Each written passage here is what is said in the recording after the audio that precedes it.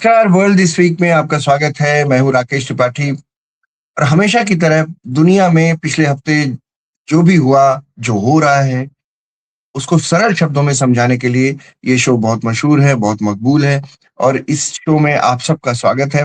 और स्वागत है विशेषज्ञ स्ट्रैटेजिस्ट मेजर जनरल अभय कार्की का। कार्की साहब, आपका स्वागत है। राकेश जी नमस्कार। अब इस हफ्ते फिर काफी कुछ हो गया है, तो चलिए डिस्कस करते हैं और देखते हैं कि इससे हमें क्या फर्क पड़ता है और बाकी दुनिया के देशों में क्या हो रहा है। जनरल साहब, सबसे बड़ा सवाल तो यही है कि अब ये युद्ध किस तरफ बढ़ रहा है। ये सवाल है एक लाइन का आपसे, लेकिन मुझे मालूम है कि इसके इतने एंगल हैं, इसके इसके इतने एस्पेक्ट्स हैं कि आपको बहुत सारी चीजें इसमें लेनी होगी। अब एक खबर मैं देख रहा हूं अभी कि 2,500 अमेरिकी मरीन्स रवाना हो चुके हैं ईरान की ओर। अब मुझे इन सब को लेते हुए मैं जब ये पूछता हूँ कि युद्ध किस ओर जा रहा है, तो मुझे मालूम है, आपको भी मालूम होगा, बहुत सारे एस्पेक्ट पर आप बोलने वाले हैं। तो लोगों को सरलतम शब्दों में बता दें कि युद्ध जा किस तरफ रहा है। जी, ये युद्ध जो है ये एक तरफ से एक अनचाहा युद्ध कह दीजिए। सलाह के बरखिलाफ ट्रंप की जो मिलिट्री की बरखिलाफ सलाह के उल्टा उन्होंने काम किया था। और इसमें अगर अमेरिका को कोई खींच के लाया है वो इजराइल लेके आया, क्योंकि इजराइल ने इस युद्ध को बहुत अहम समझा इस समय जब उनको लगता था कि न्यूक्लियर जो गैप है, ईरान का जो प्रोग्रेशन चल रहा है एनरिच्ड यूरेनियम का जिसमें वो परमाणु बम बना सकते हैं, और मिसाइल्स का जिसमें कि वो आईसीबीएम की कैपेबिलिटी की तरफ पहुंच रहे हैं, उनको इस तरफ रुकना बहुत जरूरी है। क्योंकि देखिए जहां तक ये इस्लामिक रिजीम है ईरान की, उसका जो कॉन्स्टिट्यूशन में ही लिखा हुआ है कि इजराइल को खत्म करना है। Death to Israel, death to America, वो बोलते रहते हैं, उनका नारा है। तो ऐसी हालत में एक छोटा सा देश अगर इजराइल जैसा मैं होता तो मेरी भी यही कोशिश रहती कि वो दुश्मन को दूर रखो और उसको वो काबिलियत नहीं हासिल करने दो जिससे कि कल वो मेरे ऊपर अटैक करे। आज की तारीख में वो मेरे ऊपर चाहे 1 टन का बम या 2 टन का बम गिरा सकता है, लेकिन अगर मैं आज कुछ नहीं करूंगा तो कल वो मेरे ऊपर परमाणु गबन गिरा सकता है। तो ये एग्जिस्टेंशियल थ्रेट है। तो इसलिए इजराइल की तरफ से ये माना गया। अब इसके लिए स्ट्रैटेजी क्या होनी है? तो इन्होंने ट्रंप ने जो था अपने वेनेजुएला के बाद उनको काफी जोश आ गया था और नोबेल प्राइज की जो चाहत थी उसको छोड़ के उन्होंने बोला चलो लड़ाई करके इतिहास में अपना नाम बना लेते हैं और हमेशा के लिए यहाँ भी उसने बोला था पहले ये फिर ईरान, और ईरान का युद्ध शुरू होते ही उसने क्यूबा की टोपी पहन ली थी, कहता अगला क्यूबा। तो इनके मंसूबे ये थे कि ये जल्दी से हम जैसे ही इनकी लीडरशिप को खत्म कर देंगे तो ये देश जो है वो गिर जाएगा, टूट जाएगा, बिखर जाएगा। और जो सिविल पॉपुलेशन है जिनको इनको लगता था जो कि एंटी ये रिलीजियस रिजीम है, इस्लामिक रिजीम रेडिकल जो है, इसके खिलाफ जो प्रदर्शन हुए थे पहले वो फिर और जोर से हो जाएंगे। और उन्होंने एक बार बोला भी था जब वो शिप इकट्ठा कर रहे थे अपने कि help is on the way, कि आप ईरान के जो सिविलियन है जो कि खमैनी के अगेंस्ट है आप करते रहो, मैं मदद लेके आ रहा हूँ। लेकिन आज 16वां दिन आने वाला है, वो जो अपराइजिंग आनी थी, जो अंदर का बगावत होनी थी सिविल साइड से, वो होती नहीं दिख रही है। ऐसा क्यों हुआ? ऐसा इसलिए हुआ क्योंकि अमेरिका ने ईरान को बहुत गलत आंका था। कभी भी अपने दुश्मन को अंडर एस्टिमेट नहीं करना चाहिए। ये बेसिक एक जियो स्ट्रेटेजी बोले या वॉर प्लानिंग का है। दो चीजें, एक तो दुश्मन को कम मत आंको, दूसरा दुश्मन के बारे में अपने से ज्यादा खबर रखो। If you know your enemy then you will not lose a battle. But अगर आप दुश्मन को जानते हुए भी कम आंक रहे हो, आपकी फौज आपको एडवाइस कर रही है, कमांडर आपको एडवाइस कर रहे हैं अमेरिका के कि भाई साहब इनके पास ताकत ऐसे कि एकदम से ये नहीं लुढ़केंगे, आप मत जाइए, सोच समझ के जाइए ना।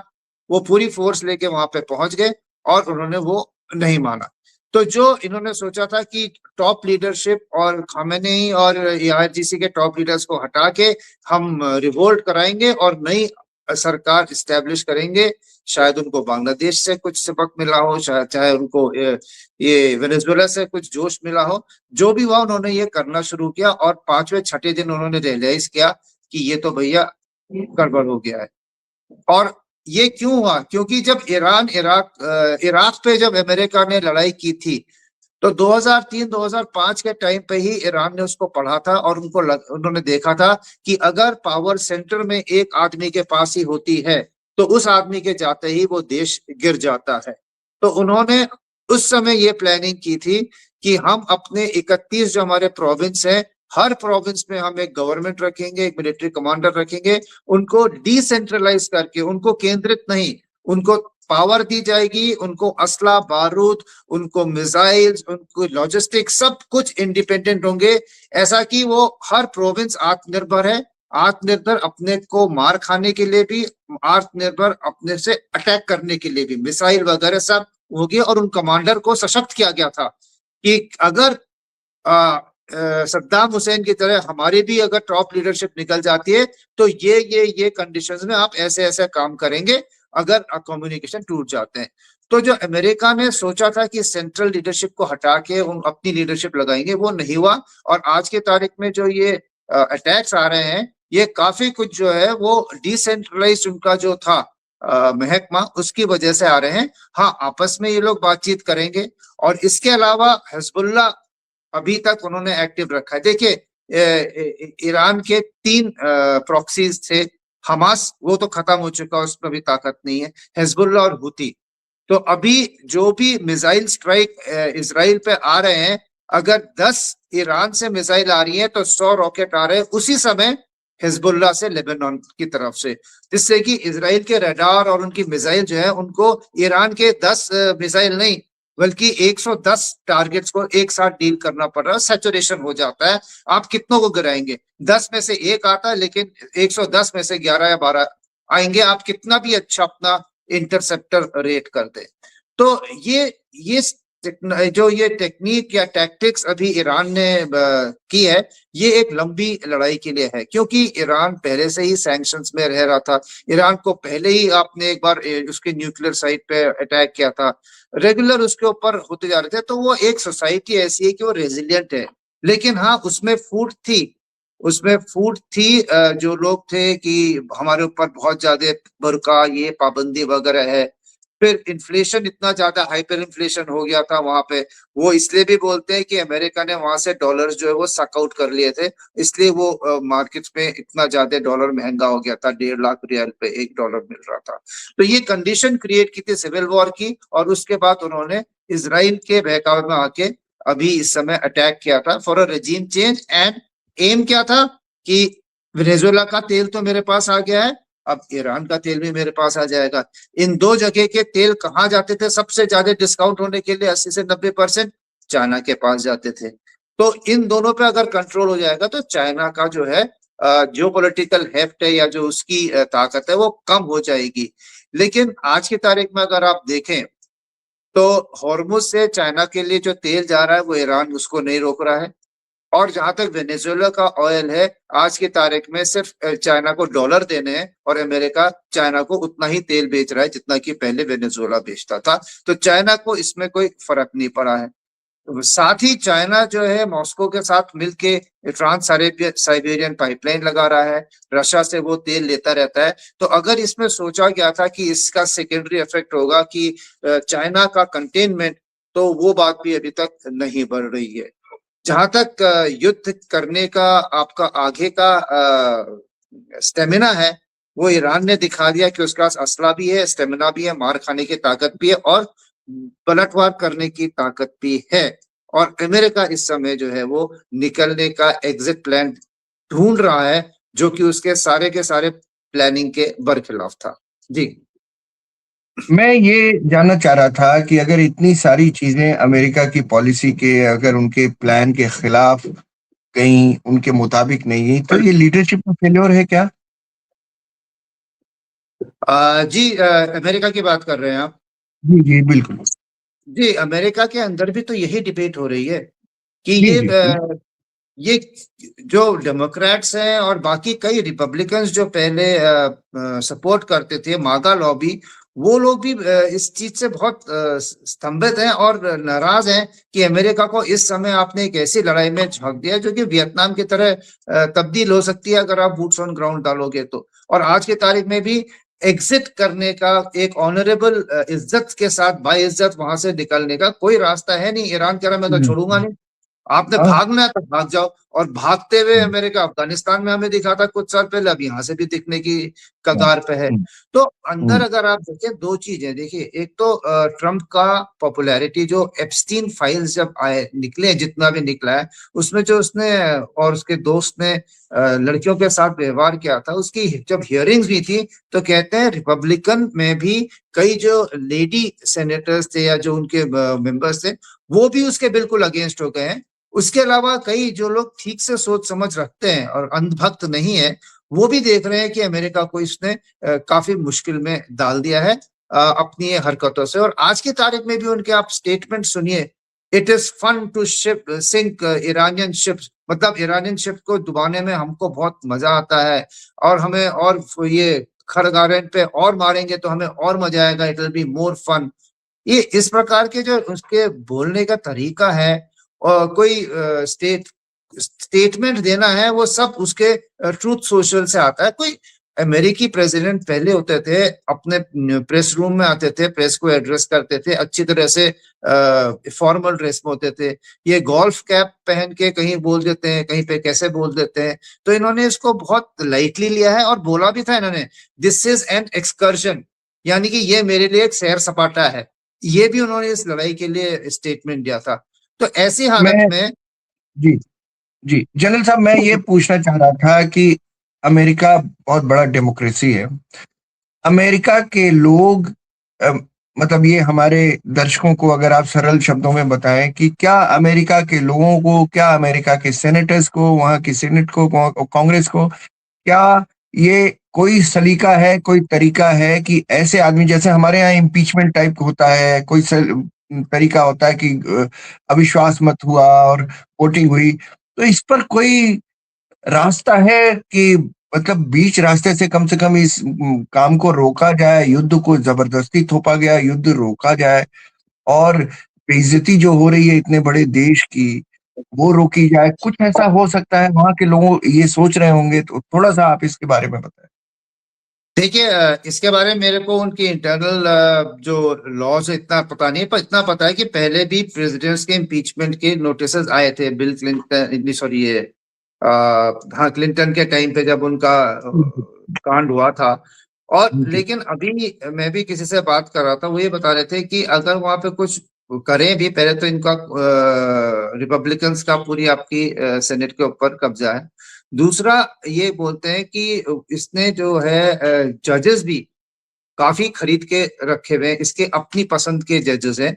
तो वहां पे ये चीज मुश्किल है। अब वो नवंबर का ही इंतजार कर रहे हैं, मिड टर्म जब होगा, अगर ये जाते हैं, इनकी कांग्रेस में, सेनेट में इनकी नफरी कम हो जाती है, मेजोरिटी, तब जाके अगर कोई करना चाहे तो करेगा। लेकिन फिलहाल अभी इसके साथ और इसके जो एडवाइजर्स हैं, पीट हेगसेथ वगैरह, उनकी जो सोच है और जो उनका एक ब्रावाडो है और बिना सोचे समझे एक्शन लेने की जो उनकी आदत है, इससे देश को झेलना पड़ेगा। शायद यही है कि आप सीख पूरी दुनिया के लिए ये है कि ऐसी इंपॉर्टेंट पोजीशन के लिए देश को खुद सोच समझ के एग्जैक्टली। लोगों को सेलेक्ट करके वहां पे रखना चाहिए। बाद में पछता के कुछ नहीं हो सकता। इमोशंस में बहकर अपना लीडर इलेक्ट ना करें, ये बहुत बड़ी सीख है। बहुत सही कहा आपने। अब मैं वापस लौटता हूँ ईरान की तरफ। अमेरिका ने ईरान पर एक बड़ा हमला किया। खार्ग द्वीप जो है उनका आइलैंड, उसमें जो जितने भी सैन्य ठिकाने हैं उनके सबको तबाह कर दिया। वहीं तेल का सबसे बड़ा खजाना भी था। मैं ये कह रहा हूँ कि ये तो आप लड़ाई बढ़ा रहे हैं, वो छोड़ेगा क्या आपको? वो तंग तो करेगा आपको। कोई छोटा ही हो, ज्यादा ताकत, आप जैसा ताकतवर नहीं होगा, एक थप्पड़ मारेगा, लेकिन बेइज्जती तो आपकी होगी। आप 100 थप्पड़ मारेंगे लेकिन वो एक मारेगा। तो ये तो बढ़ रहा है। देखिए, ये खर्क आइलैंड जो था एक एस्केलेशन हम मानेंगे, क्योंकि खर्क आइलैंड क्या है, एक द्वीप है, उसके अंदर ही, खाड़ी के अंदर, हॉर्मुज से पहले आता है। यहाँ से 90% इनके जो एक्सपोर्ट होता है ऑयल, वो खर्क आइलैंड से होता है। और वहां पे जी नोन रिजर्व भी बहुत ज्यादा है। और उसके बीचों बीच एक हवाई पट्टी थी और उनके सैन्य ठिकाने थे। तो इस स्ट्राइक में बहुत सटीक तरीके से उनके जो मिलिट्री एस्टैब्लिश था, जो एयरफील्ड था, जो एयर स्ट्रिप थी, उसको पूरी तरह से नाकाम किया गया। ये एक मैसेजिंग है ये कि हम आपके जो ऑयल का मेन रिजर्व और मेन एक्सपोर्टिंग हब है उसके पास आके मार रहे हैं, लेकिन हमने आपके ऑयल इंफ्रास्ट्रक्चर को नहीं मारा है। अनकही बात यह है कि अगर आप नहीं मानते, हम आपके ये हमारी पहुंच में है और इसको हम डिस्ट्रॉय कर सकते हैं। लेकिन इसका अगर आप देखें, जो अगर उनके ऑयल पे मारेंगे तो ईरान ने तो पहले बोल दिया है कि जितनी भी अमेरिकन कंपनीज हैं जो कि ये खाड़ी देशों में किसी भी देश में जिस जिस कंपनी का जिस रिफाइनरी के साथ ट्रेड होता है, मैं उस सबको उड़ा दूंगा। उसमें कोई देश हो, चाहे सऊदी हो, यूएई हो, बहरीन हो, अभी तक इन्होंने थोड़ा कम किया है या डिब्री गिरने से है, लेकिन वो टारगेटेड ऑयल इंफ्रास्ट्रक्चर पे आ जाएगा। और अगर ये लड़ाई शुरू होती है तो ये जो वेस्ट एशिया का ऑयल फील्ड्स हैं सालों साल जलते रहेंगे और देश की इकोनॉमी, देश नहीं पूरी दुनिया की, विश्व की इकोनॉमी को बहुत फर्क पड़ेगा।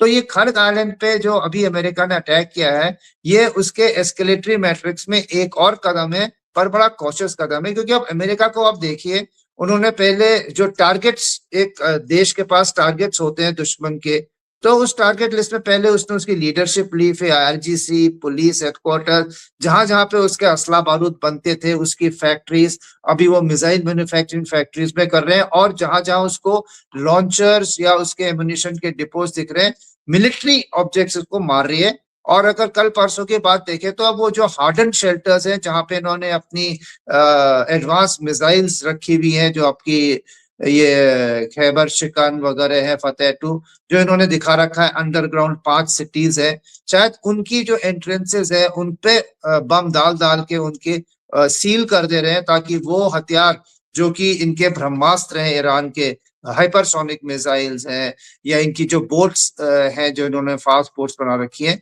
उनके लॉन्चर, उनके वो रिजर्व जो है जो अब निकलने थे बाहर, उनको निकलने से पहले उनको डिस्ट्रॉय कर देंगे।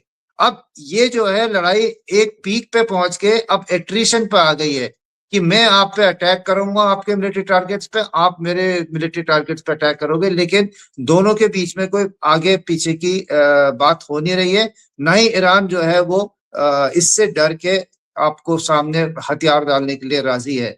और अब ट्रम्प बोल रहे हैं कि मैं तो उससे बात करना नहीं चाहता, ईरान मेरे से बोल रहा है मैं आपसे बात करना चाहता हूँ। तो ये यहीं पे बात फटी है। खर्ग आइलैंड जो है वो एक टिपिंग पॉइंट है। अगर खर्ग आइलैंड की मिलिट्री वाली पार्ट को करा कोई बात नहीं, लेकिन खर्ग आइलैंड के अगर ऑयल वाले पार्ट पे करा, ऑयल इंफ्रास्ट्रक्चर पे, तो इससे जो है बहुत इस लड़ाई का रुख बहुत बदली हो जाएगा। और अभी तो हॉर्मुज की बात हो रही है, फिर पूरे इलाके के जो ऑयल इंफ्रास्ट्रक्चर है, ऑयल सप्लाई दुनिया की 20% जो है वो बहुत बुरी तरह से खतरे में आ जाएगी। जी चल साहब, एक खबर जो आ रही है, थोड़ी देर पहले मैंने जिक्र भी किया था कि 2,500 अमेरिकन मरीन्स रवाना हो गए हैं लड़ाई के लिए। तो ये मरीन्स करेंगे क्या? क्या ये तेहरान में उतर के कुछ बवाल करेंगे क्या? जी, देखिए अभी तक पूरी वो आजकल जो टर्मिनोलॉजी है, बूट्स ऑन द ग्राउंड, तो हम्म। ये इतिहास गवाह है हर कैंपेन का कि एयर स्ट्राइक, सिर्फ एयर वॉरफेयर से दुश्मन के शहर उड़ा दो, चाहे टोक्यो बॉम्बिंग जो हुई थी सेकेंड वर्ल्ड वॉर की, चाहे आप जहां भी एयर सिक्योरिटी लेके आप बॉम्ब गिराते रहिए, लेकिन वो देश को आप कब्जा नहीं कर सकते हैं। आपकी वहां पे कोई जब तक कि आप उस एरिया को फिजिकली अपने सोल्जर से ऑक्यूपाई ना करें और अपना झंडा जमीन पे ना गाड़ पाए, वो हवाई जहाज से नहीं हो सकता है। तो ये देखते हुए अमेरिका की आलोचना होती ही जा रही है कि ये क्या कर रहे हो आप, बूट्स ऑन ग्राउंड आप डालोगे नहीं, ईरान वैसे आपके कब्जे में आएगा नहीं कि आप कितने ही बम गिरा लो, बहुत बड़ी कंट्री है ये, इराक से भी ये 9 गुना 4 गुना बड़ी कंट्री है, तो इसमें आप कुछ नहीं कर सकते। तो ये अभी जो अमेरिका है उसके मरीन फोर्सेस हैं, और ये MEF होता है, मरीन एक्सपीडिशनरी फोर्स, एक ब्रिगेड साइज फोर्स जगह जगह पे होती है। और जहां तक मेरे को याद है, ओकिनावा जापान में भी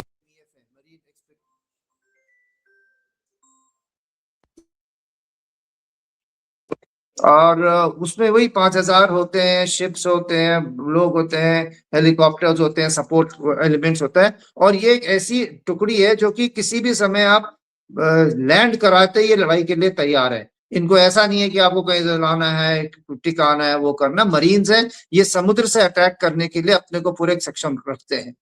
तो इस 5,000 जो आएंगे, जो ये बता रहे हैं 25,000 या 5,000, मेरे को अभी क्लियर नहीं है। जी, तो जो भी हाँ, वो आते हैं जी, जी, जी, मैं सुन रहा हूँ हाँ, सर। तो ये मरीन्स जो आएंगे, ये उनके दिमाग में कहाँ पे उसको डिप्लॉय करना है और कहाँ से अटैक करना है, सोचना पड़ेगा।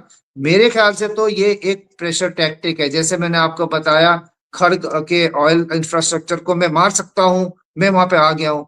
वैसे ये मैं इतने मरीन्स को लेके, एक्सपीरियंस फोर्स को लेके मैं आपके पास आ गया हूँ, और मैं आप कहीं ना कहीं इस पे अटैक करूंगा। ये अनाउंस करता रहेगा। वो 2-3 दिन, अगर जापान से आ रहे हैं तो 3-4 दिन तो उनको लगेंगे पहुंचने में। तो ये एक प्रेशर बिल्डअप हो रहा है, एक नरेटिव बन रहा है कि अमेरिका खाली नहीं बैठा है, वो हिम्मत रखता है और आने के लिए। लेकिन क्या आप एक मधुमक्खी के छत्ते में हाथ डालने वाली बात कर रहे हो? अभी तक डंडे मार के तो कुछ हुआ नहीं था, अब हाथ डालोगे तो फिर वो तो कटेगा। तो ये इसको भी सोचना है। लेकिन वो डराने के लिए अपनी ये जो मरीन्स हैं, इनको नजदीक ला रहा है। देखिए अगले 3-4 दिन में कूटनीति क्या बताती है, कितने प्रेशर काम करते हैं। मेरे को तो नहीं लगता कि एक मरीन की टुकड़ी से ईरान जो है वो अपने हाथ खड़े कर देगा। ईरान ने अपना क्लियर कर दिया है, और अभी देखा जाए दोनों प्रतिद्वंदी जो है वो बराबर की टक्कर एक दूसरे को दे रहे हैं। जी। जनरल साहब, हमारा जो पड़ोसी है पाकिस्तान, उसने सऊदीज के साथ एक पैक्ट किया था कि भाई तुम्हारे प्रॉब्लम में हम खड़े होंगे, हमारे में तुम खड़े होना। तो अब प्रॉब्लम तो उनकी आ गई, तो उसके लिए उन्होंने कहा भी कि भाई अपना साजो सामान लेके आ जाओ, हमारे लिए खड़े हो।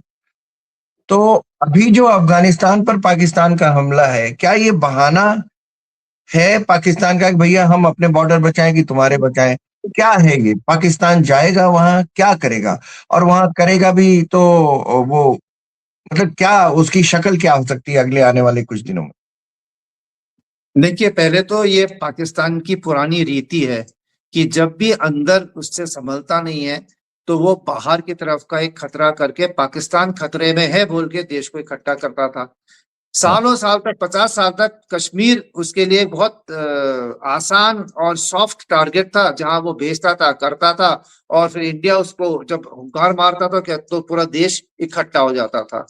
आज की तारीख में अभी ये सिंदूर के बाद अब उसको वो ऑप्शन बहुत महंगा पड़ रहा है, क्योंकि जैसे ही वो कुछ सिंदूर ये कश्मीर में करेगा, अगर इंडियन गवर्नमेंट का आया तो वो उसको सिंदूर ऑपरेशन अभी खत्म नहीं हुआ है, ऑप सिंदूर पार्ट 2 शुरू हो जाएगा, और वो मार खाने के लिए वो अभी तक तैयार है नहीं। तो इसलिए एक उसका सस्ता ऑप्शन था कि अफगानिस्तान को लेके थोड़ा बवाल मचा दे, और उस बवाल मचाने में जो है, एक तो टीटीपी काबू में आ जाएगा, दूसरा जो अफगान है उसके पास एयरफोर्स है नहीं, मिसाइल है नहीं, वो हमें मार नहीं सकता है। तो एक ये सस्ता सा ऑप्शन लेके दुनिया को बता दो कि मैं यहाँ पे बिजी हूँ। और ये सिर्फ सऊदी के लिए नहीं है, ये गाजा के लिए भी है। अब हम्म, उसके पास जो फोर्स है, इधर से इंडिया ने उसको पकड़ के रखा हुआ है, वो बॉर्डर से हिल नहीं सकता है। दूसरी तरफ से गाजा में उसने देना है, अब उसको सऊदी को भी देना है। तो ऐसी हालत में उसके पास ट्रूप्स तो है ही नहीं। और अगर वो सऊदी को देगा, सऊदी में भी उसके दो इस्तेमाल हैं। सऊदी ईरान के खिलाफ अपने को करने के लिए करेगा, या फिर यूएई के साथ जो यमन में सऊदी की लड़ाई चल रही है उसमें डालेगा। तो ये तो जहां भी जाएगा इसको मरना ही है। और अपने देश से अगर ये निकाल के बाहर भेजता है, तो इसके देश में इतनी सेना नहीं है आज की तारीख में कि ये इंडिया को होल्ड कर पाए, एक क्रेडिबल डिफेंस कर पाए। तो इसकी बहुत बुरी हालत है। और ये अफगान का जो बीन बजा के आपने बिल्कुल सही आका है, ये ना तो गाजा में भेजने के मूड में है, ना ये सऊदी को देने के चक्कर में है। और अगर इसने ईरान का बोल के सऊदी में भेजा, तो फिर तो बुरी हालत है। और चौथा एक ये है कि ईरान के लिए एक रास्ता जो अमेरिका है, वो बलूचिस्तान और पाकिस्तान से भी जाता है। तो क्या पता उसकी वो मरीन्स को लाके ये बॉर्डर पे वहां पे बैठा दें, और पाकिस्तान को बोले कि इनको संभाल के पार कराओ, तो वो एक और प्रॉब्लम है। तो आज की तारीख में अगर मैं फील्ड मार्शल होता असिम मुनीर, तो मैं चैन की नींद नहीं सो रहा होता। जी। ये जनरल साहब, भारत के लिए बड़ा अच्छा मौका है ऑपरेशन सिंदूर पार्ट 2 शुरू करने का। इसी वक्त हमला करें। खैर, ये तो मजाक की बात हुई, लेकिन मैं ये कह रहा था जनरल साहब के ये जो एनर्जी का क्राइसिस है, पहले तो अभी बहुत सारी खबरें मैं देख रहा हूँ कि क्राइसिस है ही नहीं, ये स्टॉप कर लिया है लोगों ने, इंडिया की बात कर रहा हूँ। गैस और ये तो इस वजह से क्राइसिस लग रहा है, क्राइसिस है नहीं। फिर हमारे 2 जहाज भी अब वहां से निकल आए होर्मुज से। तो भारत पर इसका क्या असर पड़ रहा है? ये इस पर कुछ आप बताएं।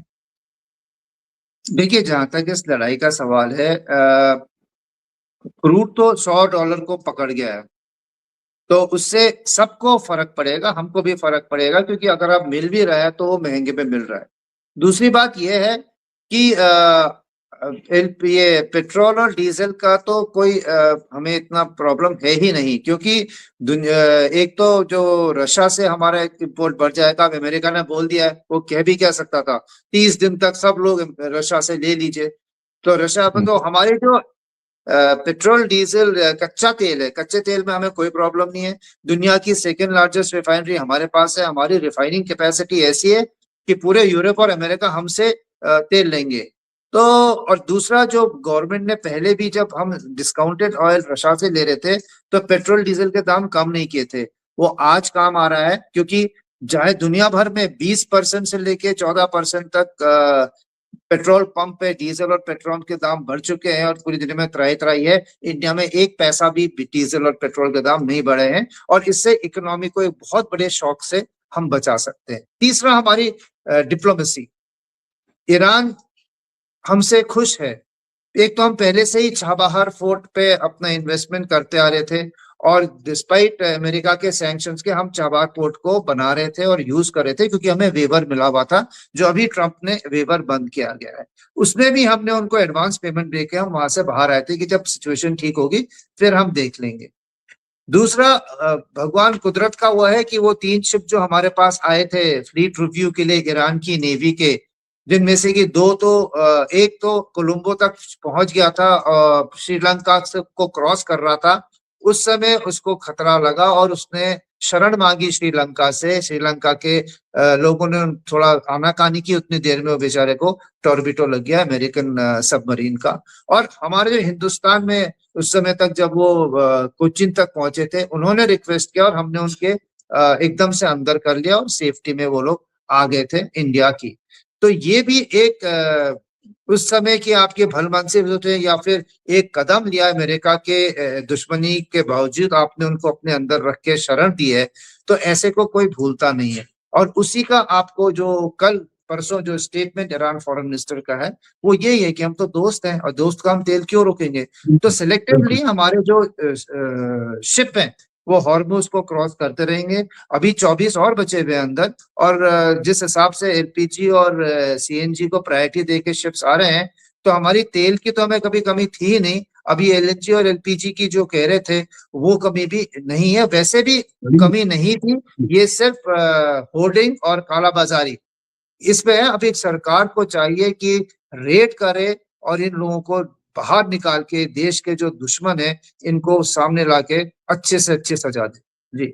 बड़ी दिक्कत की बात ये है जनरल साहब कि बहुत सारे इसमें से लोग जो हैं पार्लियामेंट में खड़े होकर कहते हैं कि बड़ी दिक्कत आ गई एनर्जी की, और क्राइसिस है और ये है वो है। हालांकि ईरान का फॉरेन मिनिस्टर क्या कह रहा है कल सबने देख लिया।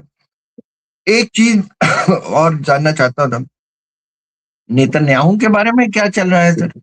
Netanyahu died on social media, Khamenei died in war, ये क्या है सर? देखिए, ये एक तरह का तंज कहें या मीम कहें इसमें, क्योंकि जिस हिसाब से फर्स्ट स्ट्राइक में खमनेई को निकाल दिया था, और वो खत्म होते हुए भी ईरान जो है आज की तारीख में तटस्थ जो है वो जवाब दे रहा है, जिंदा है, लड़ रहा है। और लेकिन दूसरी तरफ इसराइल ने जो क्लेम किया था, जो उसने नेतन्याहू ने, सभी को भी पता है कि ये इसराइल और नेतन्याहू ने अमेरिका को भी युद्ध में लाने के लिए बाध्य कर दिया था। तो सोशल मीडिया पे या जो है, जिस हिसाब से इसराइल के अगेंस्ट, अभी हमें तो उतना नहीं आता है, लेकिन बाहर के जो एंटी इसराइल है वहां पे काफी नेतन्याहू और इनका वो है। और क्योंकि इसराइल पे अभी हमले हो रहे हैं और कहते हैं कि काफी सेंसरशिप हुई है जब मिसाइलें गिरी है इसराइल पे। तो इसका अर्थ ये निकाला जो सोशल मीडिया पे पहले लड़ाई चलती थी और जो डोमिनेशन था इसराइल का, वो शायद अभी थोड़ा उल्टा हो रहा है और सोशल मीडिया पे उनकी हार सी दिखाई दे रही है। तो ये एक सोशल मीडिया का अपना खेल है, लोगों का दिमाग किस तरफ को ले जाना है और लोगों की जो परसेप्शन है उसको कैसे चेंज करना, ये आपको सामने दिख रहा है। Netanyahu is dead on social media. हाँ, जनरल साहब, जब इस तरह की वॉर होती है तो आप जानते हैं बहुत सारे देश और खासकर बड़े देश तो उसमें किसी तरह से इन्वॉल्व होते हैं, डायरेक्टली नहीं होते तो इनडायरेक्टली होते हैं। रशिया का एंगल क्या है इसमें? हमारे दर्शक जानना चाहते हैं। अभी मैसेज मिला है मुझे कि रशिया का एंगल क्या है, तो मैंने कहा कि मैं जनरल साहब से बात करके बताता हूँ क्या है सर। हल्के तौर पे देखो तो मलाई खा रहा है रशिया। जी। देखिए, आज से 17-18 दिन पहले रशिया अंडर प्रेशर था। उसका प्रेसिडेंट जो था वो वॉर क्रिमिनल था, उसकी इकोनॉमी को चोक कर रहे थे। यूरोप ने उसका गैस ऑयल लेना बंद कर रखा था। इंडिया को बोला था, डोनाल्ड ट्रम्प ने क्लेम किया था कि इंडिया को मैंने बोल दिया है रशियन ऑयल ना ले। और रशिया की जो इकोनॉमी है, वॉर इकोनॉमी है, जो वो अभी ज्यादा नहीं तो ऑयल एक्सपोर्ट पे सबसे ज्यादा वो चल रही है। और इनका मानना था कि ऑयल एक्सपोर्ट हम इसके बंद कर देंगे तो इसकी इकोनॉमी बैठ जाएगी। पर उसके बरखिलाफ आपने देखा जिस हिसाब से चल रहा था, उसकी वॉर इकोनॉमी टॉप गियर पे। वॉर इकोनॉमी मतलब जो डिफेंस इंडस्ट्रीज है ये वगैरह, उनको कोई कमी या किल्लत नहीं आ रही थी। जितना उसका नुकसान हो रहा था उतनी उसकी भरपाई होती जा रही थी, क्योंकि वो एक वेपन प्रोड्यूसिंग कंट्री है। वॉर में उसको कोई प्रॉब्लम नहीं है। ऑयल जो दुनिया के लिए सबसे जरूरी है वो उसके पास अथाह में है। तो खरीदारों को काटा था, खरीदार जो काटा था उसमें इंडिया जैसे कई, इंडिया चाइना जैसे थे जो सिर ऊपर करके लेते रहे और उससे रशिया की इकोनॉमी चलती रही, क्योंकि हमने बोला भैया ये हमारा दोस्त देश है, इसको हम मरने नहीं देंगे। तो उसी के जवाब में अभी ये रहा। दूसरा, आज की तारीख में अगर देखें, यूक्रेन पे ताबड़तोड़ हमले हो रहे हैं, लेकिन दुनिया का ना तो वहां पे नजर है ना किसी को फिक्र है। और यहाँ तक कि अगर आप देखें तो यूक्रेन के राष्ट्रपति तो आजकल खुद एंटी ड्रोन बेचने के लिए दुनिया भर में घूम रहे हैं। उनका दिमाग भी किसी और तरफ को गया हुआ है। दूसरा, यूरोप अभी जो है, यूरोप की गैस और ऑयल जो उन्होंने पहले काटी थी रशिया से, तो उन्होंने बोला था कि हम अमेरिका और वेस्ट एशिया, गल्फ, यहाँ से अपनी पूर्ति करेंगे। अब गल्फ उनका कट गया है और वो वापस जा रहे हैं रूस की तरफ हाथ जोड़ के कि हमको गैस और ऑयल दे दीजिए। गनीमत है कि ये सर्दियां चली गई हैं, नहीं तो उनकी पूरी हीटिंग जो थी वो गैस पे ही चलती थी। और रशिया ने कोई ज्यादा उनको जवाब या फिर ज्यादा लिफ्ट दी नहीं है उनकी एनर्जी रिक्वायरमेंट पे।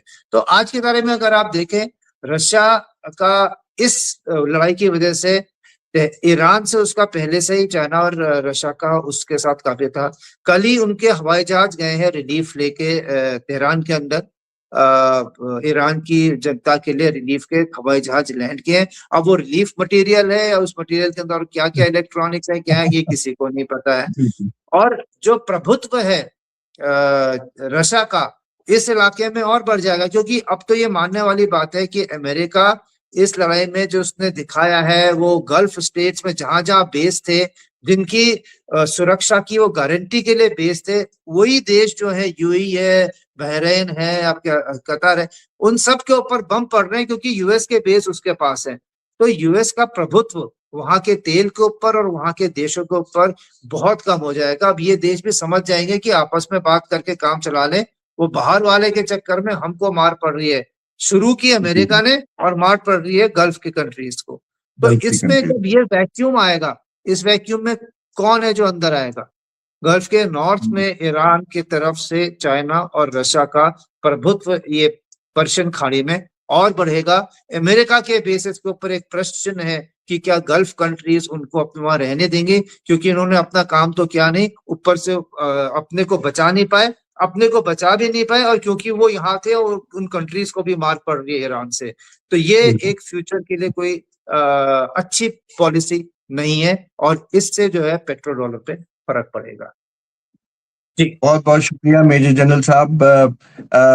आप आए और हमारे उन सवालों के जवाब दिए। हमारे दर्शक, बहुत सारे दर्शकों के जवाब आते हैं, सवाल आते हैं और वो उसमें रिएक्ट करते हैं, बताते हैं कि जनरल साहब हमारे उन सवालों का जवाब देते हैं जो हमें वेबसाइट पर नहीं मिलते हैं, हमें दूसरी खबरों के उस पर नहीं मिलते, खबर के पीछे की खबर।